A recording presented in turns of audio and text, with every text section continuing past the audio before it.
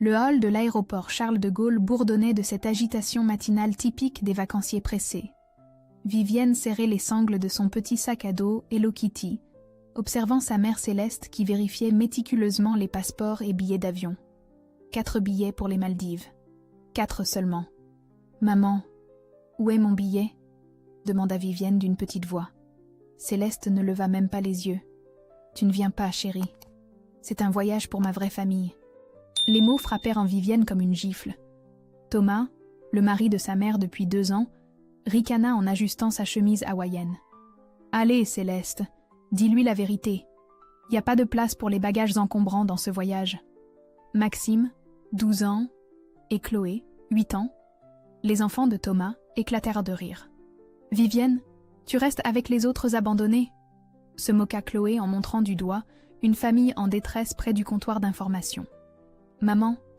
Vivienne sentit les larmes monter. « Je peux pas venir, même si je promets d'être sage. » Céleste rangea les documents dans son sac Hermès avec une précision glaciale. « Vivienne, arrête ce chantage émotionnel. Tu as 10 ans, tu n'es plus un bébé. Ta grand-mère va venir te chercher dans quelques heures. » Quelle grand-mère! Vivienne fronça les sourcils. Sa grand-mère maternelle était décédée l'année précédente. Et celle de son père. « Débrouille-toi !» coupa Thomas brutalement. « On a un avion à prendre, nous !» Le groupe commença à s'éloigner vers la zone d'embarquement. Vivienne courut derrière eux, ses petites jambes peinant à suivre le rythme. « Maman! Maman, attends !» Céleste se retourna une dernière fois, son regard plus froid que le marbre. « Ne me suis pas, Vivienne. Et surtout, ne me touche pas avec tes mains sales. Tu vas froisser ma robe. » Thomas passa son bras autour des épaules de Céleste. « Ma chérie, tu es trop bonne avec elle. »« Allez, les enfants, on y va !» Maxime et Chloé sautillèrent de joie, leur voix résonnant dans le terminal. « Les Maldives! Les Maldives ! Vivienne reste ici !» Vivienne resta plantée au milieu du hall, son sac à dos pendant mollement dans sa main. Elle regarda sa mère disparaître derrière les contrôles de sécurité, emmenant avec elle la seule famille qu'elle avait connue. Autour d'elle, les voyageurs continuaient leur balai pressé, indifférents à la petite fille abandonnée. Une hôtesse s'approcha, préoccupée. « Ma petite, tu es perdue ? Où sont tes parents ?» Vivienne leva ses yeux embués vers la femme en uniforme. « Maman est partie aux Maldives. Elle a dit que quelqu'un viendrait me chercher, mais... » Sa voix se brisa. « Je sais pas qui. » L'hôtesse échangea un regard inquiet avec un agent de sécurité qui s'était approché. Dans sa poche, le téléphone portable que son père lui avait donné pour les urgences pesait soudain très lourd. C'était peut-être le moment de s'en servir. Vivienne se dirigea vers la cabine téléphonique que l'hôtesse lui avait indiquée, ses petites mains tremblantes fouillant dans son sac pour trouver les pièces de monnaie que son père y avait glissées. L'agent de sécurité, Monsieur Bertrand selon son badge, la suivait discrètement tout en parlant dans son talkie-walkie. « Oui, centrale. Nous avons une mineure abandonnée au terminal 2E. J'attends les instructions. » Le téléphone sonna 3 fois, avant que la voix de Céleste ne résonne dans l'écouteur, parasitée par le bruit de l'aéroport côté départ. « Allô ? Vivienne ? Qu'est-ce que tu veux encore ? Maman !» La voix de Vivienne se brisa immédiatement. « S'il te plaît, reviens me chercher. J'ai peur. Je suis toute seule. La dame m'a dit que personne n'était venu pour moi. » Un silence glacial s'installa, ponctué par des annonces de vol en arrière-plan. Puis, la voix de Céleste claqua comme un fouet. « Vivienne, écoute-moi bien. Débrouille-toi toute seule. Je ne vais pas gâcher mon voyage pour tes caprices d'enfant gâté. Tu as toujours été un problème, depuis le jour où tu es née. Mais maman, je sais même pas où aller. Ce n'est plus mon problème. » La voix de Céleste monta d'un cran. « Thomas a raison, tu es épuisante. » En arrière-plan, Vivienne entendit distinctement la voix railleuse de Thomas. « Putain, Céleste, raccroche. Cette gamine nous fait chier même à distance. » Puis les voix de Maxime et Chloé qui gloussaient « Vivienne la galère, Vivienne la galère !» et le rire cruel de sa mère qui se mêlait aux leurs. « Maman, ne raccroche pas !» supplia Vivienne, les larmes coulant librement sur ses joues. « J'ai nulle part où aller.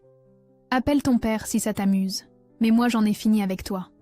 Et la prochaine fois que tu m'appelles pendant mes vacances, je change de numéro. » La tonalité résonna dans l'oreille de Vivienne comme un coup de massue. Elle resta figée, le combiné collé à son oreille, incapable de réaliser ce qui venait de se passer. L'hôtesse et l'agent de sécurité avaient tout entendu, leur visage exprimant un mélange de choc et de compassion.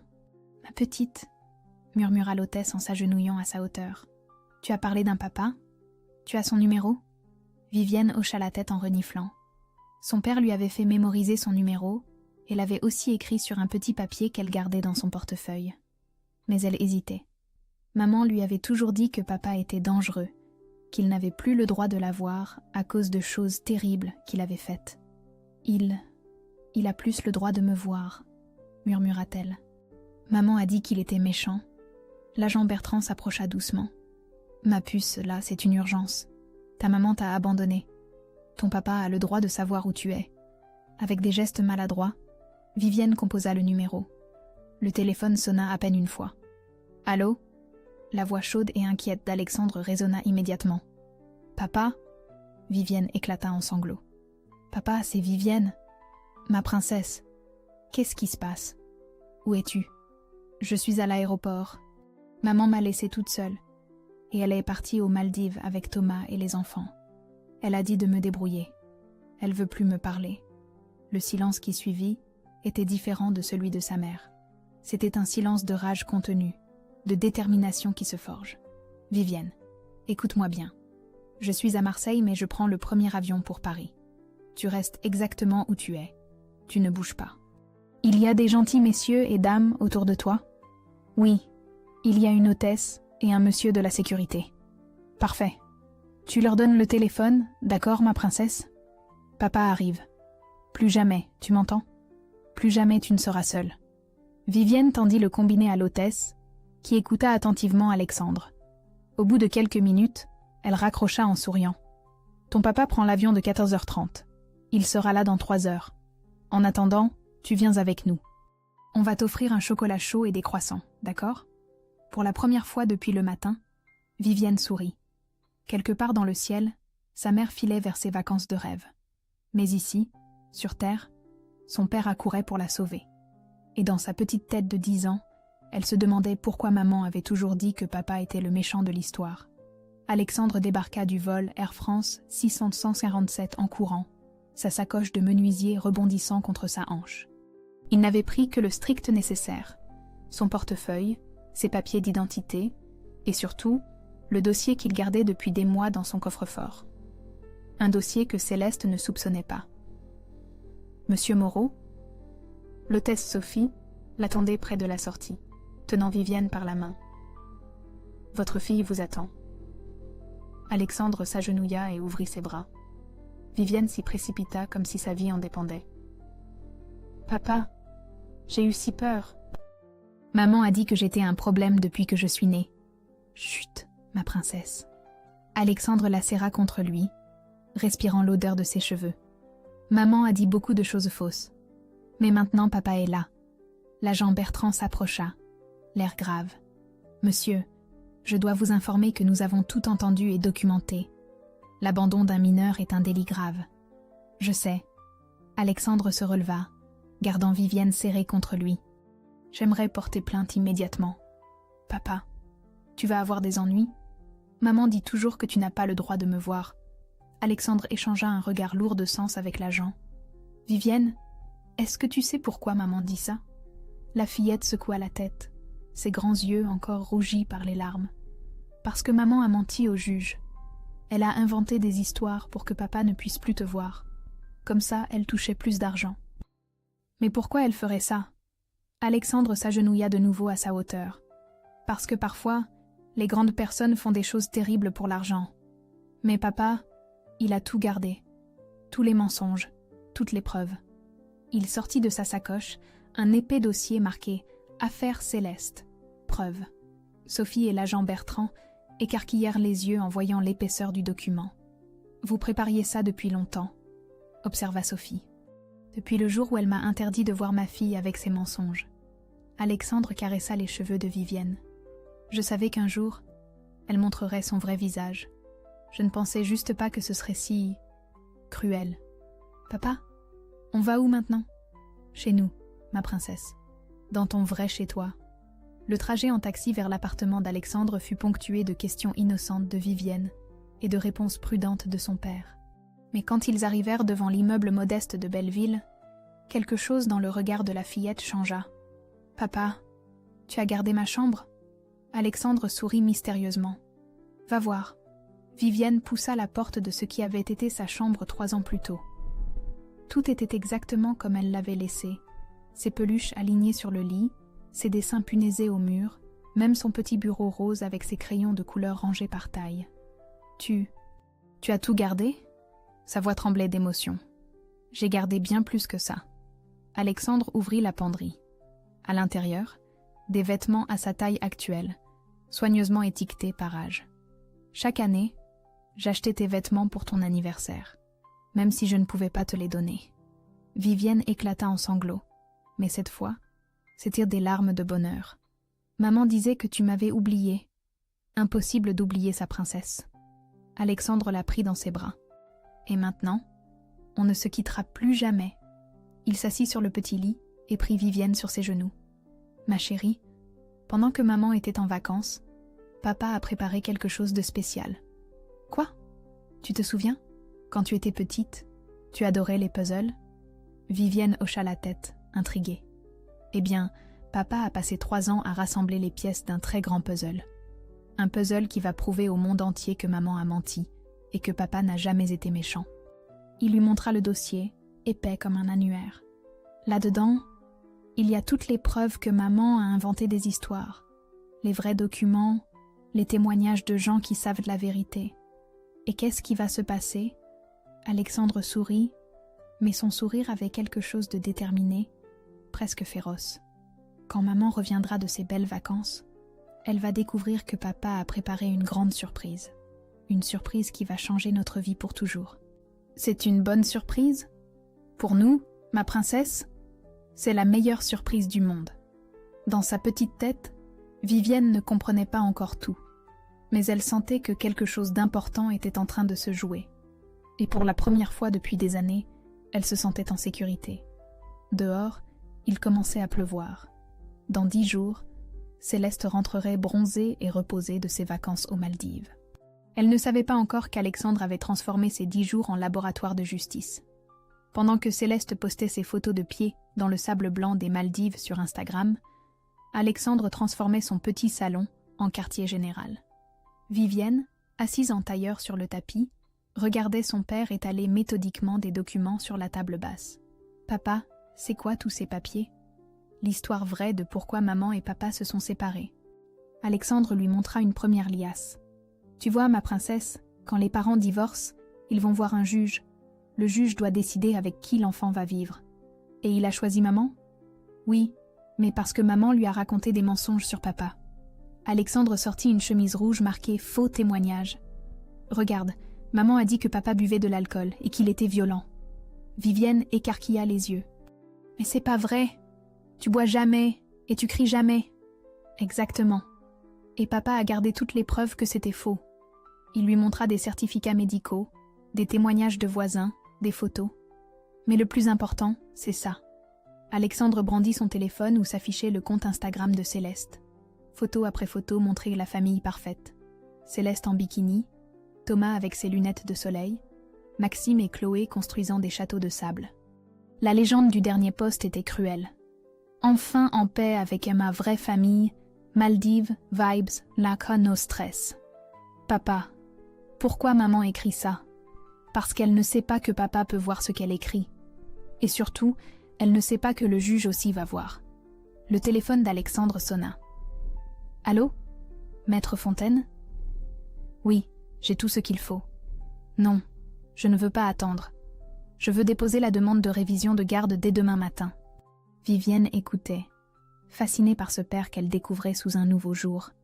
Méthodique, déterminé, patient. « Papa, qui c'est Maître Fontaine? C'est un avocat spécialisé dans les histoires de famille.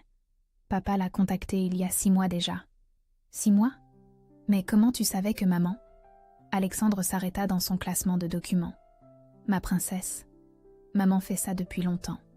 Elle m'empêche de te voir, elle invente des histoires, elle me demande toujours plus d'argent. Papa savait qu'un jour, elle ferait quelque chose de très grave. Comme m'abandonner? Exactement. Il caressa ses cheveux. Mais papa était préparé. Alexandre lui montra une autre chemise, bleue cette fois, marquée surveillance légale. À l'intérieur, des dizaines de captures d'écran des réseaux sociaux de Céleste, des relevés bancaires prouvant qu'elle dépensait la pension alimentaire en sacs de luxe, des témoignages de l'école sur ses absences répétées aux réunions parents-professeurs. Tu vois, depuis 3 ans, papa documente tout ce que fait maman. Légalement, bien sûr. C'est quoi, légalement? Ça veut dire en respectant la loi. Papa n'a jamais fait quelque chose d'interdit. Il a juste observé. Et gardé des preuves. Le lendemain matin, pendant que Vivienne dormait encore, Alexandre se rendit au cabinet de Maître Fontaine. L'avocat, la cinquantaine élégante, parcourut le dossier en sifflotant d'admiration. « Monsieur, c'est du travail de professionnel. Vous avez tout. Preuve de mensonge, abandon caractérisé, témoin, documentation complète. Combien de temps pour obtenir une audience? Avec l'abandon d'hier? Procédure d'urgence. 1 semaine maximum. » Alexandre sourit. Céleste rentrait dans 8 jours. Et les chances de récupérer la garde principale? Avec ce dossier, 95%. Un juge ne laisse jamais un enfant avec un parent qui l'abandonne dans un aéroport. De retour chez lui, Alexandre trouva Vivienne en train de dessiner. Son dessin représentait un avion qui s'éloignait et une petite fille qui pleurait. Mais à côté, elle avait dessiné un homme qui courait vers elle. « C'est beau, ma princesse. »« Papa, qu'est-ce qui va se passer quand maman va rentrer ?» Alexandre s'assit à côté d'elle. « Tu te souviens des contes de fées que papa te lisait ?»« Oui. » « Eh bien, quand maman va rentrer, elle va découvrir que le méchant dragon qu'elle croyait avoir vaincu était en fait un gentil chevalier qui préparait sa revanche. Et moi, toi, tu es la princesse que le chevalier sauve.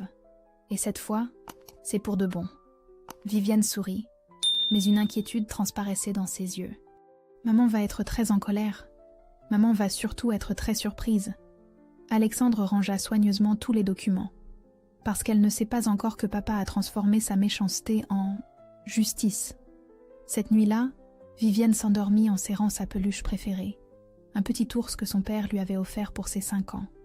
Dans le salon, Alexandre terminait de préparer le dossier qui allait changer leur vie.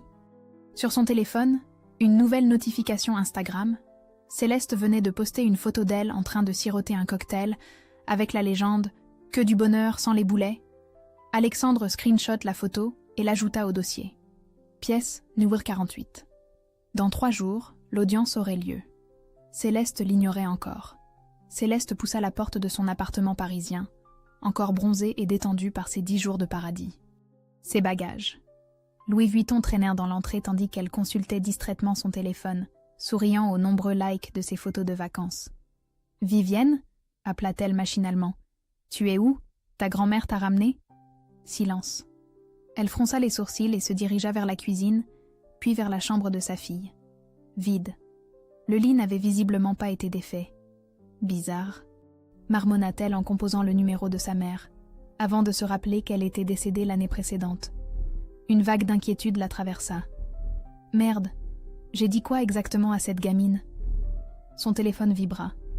Un SMS d'un numéro inconnu. Madame, votre fille Vivienne est en sécurité chez son père.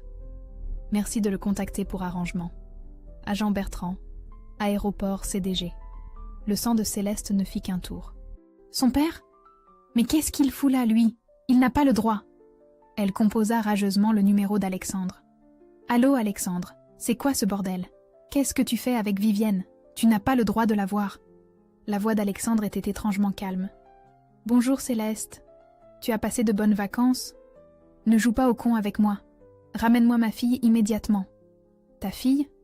Un silence pesant. Tu parles bien de la gamine que tu as abandonnée dans un aéroport? Celle à qui tu as dit de se débrouiller toute seule? Céleste sentit sa gorge se serrer. Elle devait aller chez sa grand-mère. Quelle grand-mère, Céleste? Ta mère est morte, et la mienne ne te connaît même pas. Tu as abandonné une enfant de 10 ans dans un aéroport international.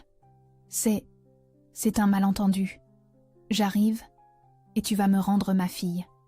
Non, Tu ne bouges pas de chez toi. J'arrive, et j'ai quelque chose à te remettre.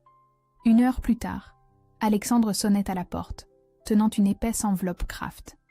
Céleste lui ouvrit, furibonde, mais quelque chose dans le regard de son ex-mari la fit reculer. Où est Vivienne? En sécurité, chez des gens qui ne l'abandonnent pas. Il lui tendit l'enveloppe.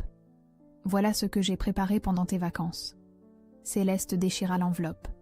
Ses yeux parcoururent la première page.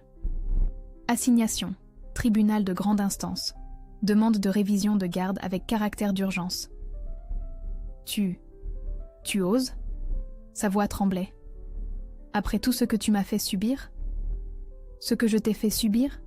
Alexandre sortit son téléphone et lui montra ses propres posts Instagram. Enfin en paix avec ma vraie famille? Que du bonheur sans les boulets? Le visage de Céleste vira au livide. Tu m'espionnes? Je documente. Légalement. Depuis 3 ans. Il désigna l'épaisse liasse de documents. Page 12. Tes mensonges au tribunal. Page 18. Les vrais témoignages de mes voisins. Page 23. Tes dépenses de pension alimentaire en sac Hermès. Et page 35. Il marqua une pause théâtrale. Les témoignages du personnel de l'aéroport qui t'ont vu abandonner Vivienne, avec l'enregistrement de la vidéosurveillance. Céleste s'effondra sur son canapé, la paperasse éparpillée autour d'elle. Alexandre, on peut s'arranger. Page 42. Tes tentatives de corruption lors du premier procès. Page 44. La preuve que tu as falsifié des documents médicaux me concernant. Sa voix restait d'un calme terrifiant. Tu veux que je continue? Qu'est-ce que tu veux? Alexandre se dirigea vers la porte. Justice. L'audience a eu lieu avant-hier. Le juge a été très clair dans sa décision. Quelle décision? Sa voix n'était plus qu'un murmure. Garde principale accordée au père. Droit de visite encadré pour la mère. Un week-end sur 2, sous supervision sociale. Il se retourna une dernière fois. Ah, et Céleste? Quoi? Le juge a aussi ordonné une enquête pour abandon de mineurs. Tu risques jusqu'à 7 ans de prison. La porte claqua, laissant Céleste seule avec les débris de sa stratégie. Sur son téléphone, les notifications Instagram continuaient d'affluer sous ses photos de bonheur factices. Elle venait de comprendre qu'Alexandre avait transformé chacun de ses mensonges, chacune de ses cruautés, en arme contre elle. Et le pire, il avait eu 3 ans pour tout préparer, méthodiquement, légalement, implacablement. Son téléphone sonna. Thomas. Céleste, j'ai vu aux infos qu'ils recherchent une femme pour abandon d'enfant à CDG. C'est pas toi, dis-moi. Le cauchemar ne faisait que commencer. Le tribunal de grande instance de Paris bourdonnait d'une activité inhabituelle. Dans la salle d'audience 12, Madame la juge Henriette Lemoine, réputée pour sa sévérité en matière de droit familial, parcourait le volumineux dossier d'Alexandre. À sa droite, le greffier notait chaque détail. À sa gauche, l'assesseur hochait la tête avec gravité. Alexandre, en costume sombre emprunté à son voisin, était assis aux côtés de Maître Fontaine. En face, Céleste avait engagé à la dernière minute Maître Durand, un avocat commis d'office qui découvrait encore le dossier.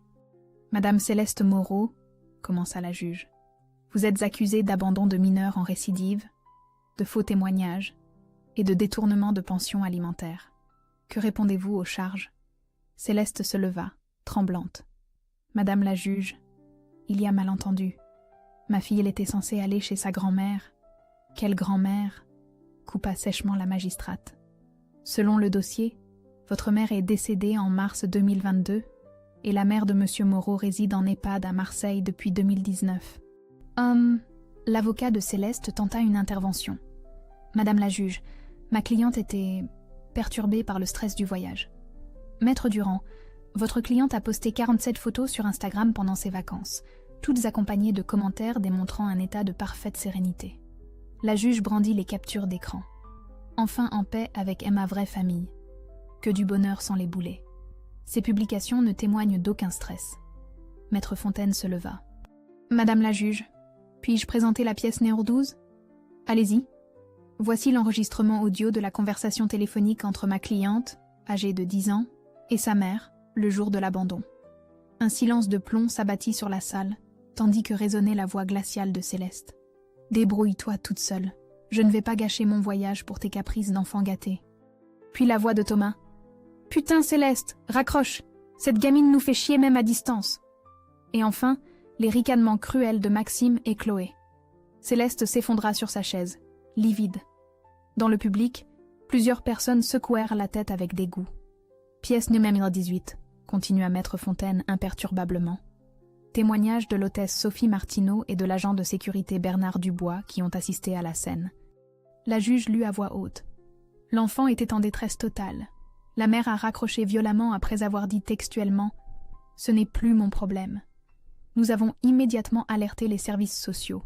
« Madame Moreau, reprit la juge, comment expliquez-vous que votre ex-mari, légalement privé de droit de visite, ait été le seul à répondre à l'appel de détresse de votre fille ?» Céleste balbutia. « Il m'a manipulée pendant des années. Il est dangereux. » Pièce numéro 31, annonça Maître Fontaine. Rapport psychiatrique du docteur Rousseau attestant de l'équilibre mental parfait de mon client, établi en 2023. Pièce numéro 34, témoignage de 8 voisins confirmant qu'Alexandre Moreau n'a jamais eu de comportement violent ou d'addiction. Pièce numéro 37, certificats médicaux prouvant que les accusations d'alcoolisme portées en 2021 étaient totalement infondées. L'avalanche de preuves continuait. Chaque document démolissait méthodiquement les mensonges de Céleste. Et enfin, Maître Fontaine marqua une pause dramatique. Pièce numéro 44.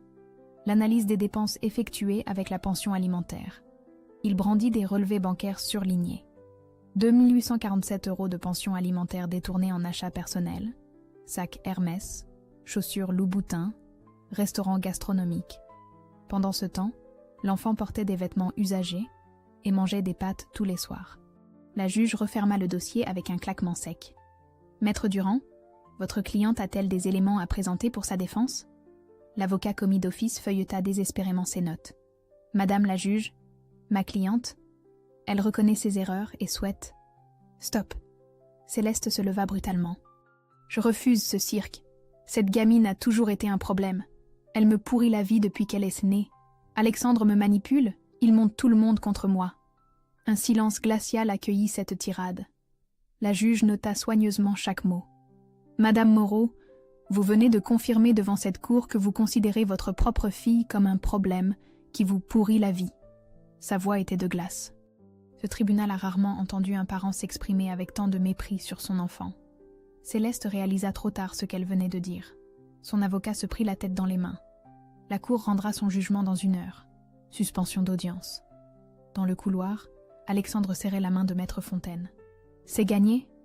Monsieur, après ce qu'elle vient de dire, elle vient de perdre définitivement tous ses droits parentaux. Garde principale accordée au père. Droit de visite maternelle suspendu pour une période de 6 mois, puis un samedi après-midi par mois sous supervision éducative. » Le marteau de la juge résonna comme un coup de tonnerre libérateur. Dans les travées du public, plusieurs personnes applaudirent discrètement.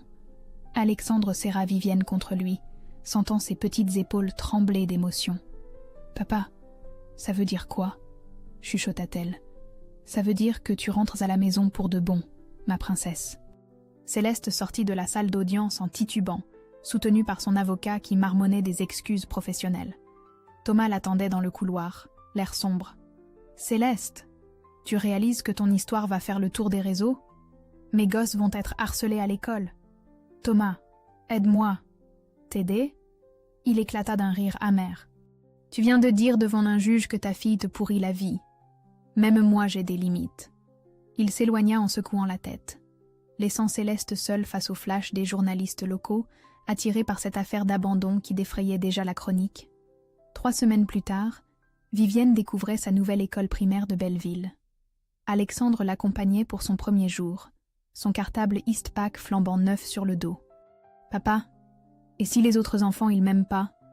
Impossible de ne pas aimer ma princesse. » Il s'agenouilla à sa hauteur devant la grille. « Et puis, tu sais quoi ? Ici, personne ne sait ton histoire. Tu peux recommencer à 0. Et maman ? » Alexandre caressa ses cheveux. « Maman a choisi de ne plus faire partie de notre vie pour l'instant. Peut-être qu'un jour elle changera. Mais nous, on construit notre bonheur sans attendre. » L'institutrice, Madame Petit, accueillit Vivienne avec chaleur. « Tu viens d'où, ma chérie ?»« De chez maman. Mais maintenant, j'habite avec papa. » Vivienne sourit timidement. Papa, il fait les meilleurs croque-monsieur du monde. Le soir, Alexandre regardait Vivienne faire ses devoirs sur la table de la cuisine, ses cahiers soigneusement étalés. Elle avait grandi en quelques semaines, gagnant une maturité touchante. « Un papa ? Tu crois que maman elle m'aime encore ?» Alexandre posa son tournevis. Il réparait la lampe de chevet de sa fille. « Tu sais, ma princesse, parfois les grandes personnes oublient comment aimer. Ça ne veut pas dire que toi tu es moins formidable. Mais pourquoi elle a dit que j'étais un problème ? Parce que maman était devenue quelqu'un de triste et de méchant. Mais toi, tu n'y es pour rien. Tu es la plus belle chose qui me soit arrivée. » Vivienne sourit et retourna à ses exercices de mathématiques. Alexandre l'observait, encore émerveillé par ce miracle du quotidien. Sa fille, enfin chez elle, en sécurité. Son téléphone vibra. Un SMS de Thomas. « Céleste a perdu son boulot. Elle habite chez sa sœur maintenant. Mes gosses me demandent si Vivienne va bien. Dis-lui qu'on est désolé. » Alexandre montra le message à Vivienne. « Maxime et Chloé te disent qu'ils sont désolés. Ils étaient méchants parce que leurs parents leur apprenaient à être méchants. » Réfléchit Vivienne avec une sagesse déconcertante. Peut-être qu'avec d'autres parents, ils auraient été gentils. Peut-être. Ce week-end-là, Alexandre emmena Vivienne au marché aux puces de Saint-Ouen. Elle choisit une petite commode ancienne qu'ils retaperaient ensemble. « Papa, on peut la peindre en rose ? » « En rose, en violet, en arc-en-ciel si tu veux. C'est ta chambre. » Ils passèrent l'après-midi à poncer le meuble. Vivienne concentrée sur sa tâche, tirant la langue comme son père quand il travaillait. « Papa ? » ?»« Oui, ma princesse. Je suis contente que maman m'ait abandonnée. » Alexandre s'arrêta net. « Pourquoi tu dis ça ? Parce que sinon, j'aurais jamais découvert à quel point tu es le meilleur papa du monde. » Elle le regarda avec ses grands yeux sérieux. « Et j'aurais continué à croire que c'était normal qu'une maman soit méchante. » Alexandre dut se retourner pour cacher ses larmes. Sa fille venait de transformer leur plus grande blessure en leur plus belle victoire. Le soir, en bordant Vivienne, il lui demanda « Tu veux qu'on mette ta photo d'avant avec maman dans un cadre ?» Vivienne réfléchit longuement. « Non, papa. Je veux qu'on prenne de nouvelles photos. De notre vraie famille. » « Notre vraie famille ? Toi et moi. C'est ça, une vraie famille. Des gens qui s'aiment pour de vrai. » Cette nuit-là, Alexandre s'endormit avec le sourire. Il avait sauvé sa fille. Mais en réalité, c'était elle qui l'avait sauvée. 2 ans avaient passé depuis le jugement. Vivienne, maintenant 12 ans, était devenue une collégienne épanouie. Ses notes excellentes et sa joie de vivre témoignaient de sa reconstruction complète. Alexandre l'observait préparer son exposé sur l'histoire de Paris, fier et concentré. « Papa, Madame Dubois dit que j'ai le niveau pour intégrer un bon lycée plus tard. »« Bien sûr, ma princesse. Tu es brillante. » Le téléphone sonna. Alexandre reconnut le numéro qu'il avait bloqué pendant des mois. « Papa, qui c'est ? » « C'est maman. » Vivienne leva les yeux de ses cahiers, son visage se fermant légèrement. « Qu'est-ce qu'elle veut ?» Alexandre décrocha avec appréhension. « Allô ?» La voix de Céleste était méconnaissable. Brisée, vieillie, suppliante. « Alexandre, s'il te plaît, j'ai besoin de parler à Vivienne. »« Céleste, tu n'as droit qu'à un samedi par mois sous supervision. Tu l'as raté les 3 dernières fois. »« Je sais, j'avais des problèmes. » Sa voix se brisa. « Alexandre, j'ai tout perdu. Thomas m'a quitté. Ses enfants ne me parlent plus. J'ai perdu mon appartement, mon travail. Ma sœur ne veut plus me voir. Et je vis dans un foyer d'hébergement à Créteil. Je fais le ménage dans des bureaux la nuit. » Elle sanglotait maintenant. J'ai réalisé ce que j'ai fait. » Alexandre regarda Vivienne qui faisait semblant de ne pas écouter. « Vivienne ne te doit rien, Céleste. Je sais que je suis un monstre. Mais s'il te plaît, laisse-moi juste lui demander pardon. Une seule fois. »« Papa ?» Vivienne s'approcha. « Je peux lui parler ?» Alexandre hésita, puis tendit le téléphone à sa fille. « Tu n'es pas obligée. » Vivienne prit l'appareil avec une maturité saisissante. « Allô, maman ? Ma chérie, mon bébé... » Céleste pleurait ouvertement. « Vivienne, maman est tellement désolée. Pourquoi tu pleures maintenant? La voix de Vivienne était calme, presque détachée. Tu pleurais pas quand tu m'as laissée à l'aéroport. J'étais folle. J'étais méchante. Je pensais qu'à moi. C'est vrai. Vivienne s'assit sur le canapé. Maman, tu sais que j'ai appris à vivre sans toi. Je sais. Et tu as bien fait. Ton papa est quelqu'un de bien. Très bien même. Il m'aide pour mes devoirs, il me fait à manger, il écoute mes problèmes. Il fait tout ce qu'une maman devrait faire. Céleste encaissa le coup. Vivienne, tu peux me pardonner? Un jour? La fillette réfléchit longuement. Alexandre retenait son souffle. Maman, tu veux que je te dise la vérité? Oui, je t'ai déjà pardonné. Parce que sinon je serais malheureuse comme toi. Sa voix restait d'une sagesse troublante. Mais pardonner, ça veut pas dire oublier. Et ça veut pas dire recommencer comme avant. Je comprends. Tu m'as abandonnée quand j'avais 10 ans. Maintenant j'en ai 12. Et j'ai grandi. Sans toi. Vivienne marqua une pause. Si tu veux me voir, il faudra que tu respectes les règles du juge. Et que tu respectes papa. Et que tu respectes ma nouvelle vie. Oui, oui, je promets. Et maman? Oui, ma chérie. Si tu me fais encore du mal, cette fois c'est moi qui ne te parlerai plus. Pour toujours. Le silence qui suivit était lourd de compréhension. Céleste venait de réaliser que sa fille n'était plus la petite fille vulnérable qu'elle avait abandonnée. C'était maintenant une jeune fille forte, protégée par un père aimant, et qui ne se laisserait plus jamais humilier. Je comprends, Vivienne. Merci de me donner cette chance. Vivienne raccrocha et regarda son père. Papa, ça te dérange si je la vois samedi, avec la dame de l'aide sociale? Tu en es sûr? Oui, je veux qu'elle voie qui je suis devenue. Vivienne sourit avec une confiance nouvelle.